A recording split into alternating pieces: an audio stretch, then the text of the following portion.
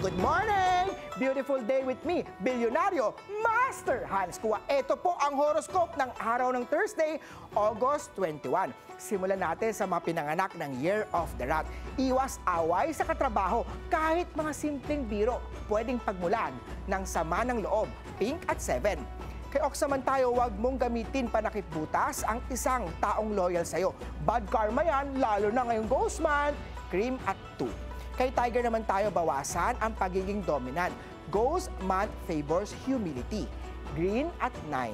Kay Year of the Rabbit naman tayo, tahimik na diskarte ang epektibo ngayon. Violet at 1. Kay Dragon naman tayo, bawasan ang power play. Kahit joke, may energetic na backlash yan. Gold at 6. Kay Year of the Snake naman tayo, huwag mong i-romantic ang sakit. Di lahat ng nostalgic ay para balikan din. Silver at 8. Ito naman, kay Year of the Horsey, ayusin ang records.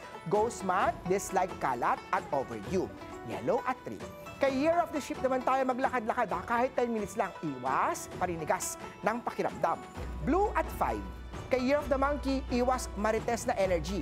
Hindi ito ang panahon ng intriga. Tan at 4. Kay Year of the Rooster naman, kung ghosting ang style niya, lubos-lubusin mo na ang pagkawala niya. Red at 6. Kay Year of the Dog naman tayo, huwag maging savior ngayong buwan. Bantayan din ang sarili mo. White at 9. At kay Year of the Pig naman, be on guard sa mga urgent na hiling. Baka hindi para sa'yo ang pansinin. Beige at 1. Paalala lang, ito po'y patnubay lamang. Ang tunay na swerte ay nagsisimula sa pagiging totoo.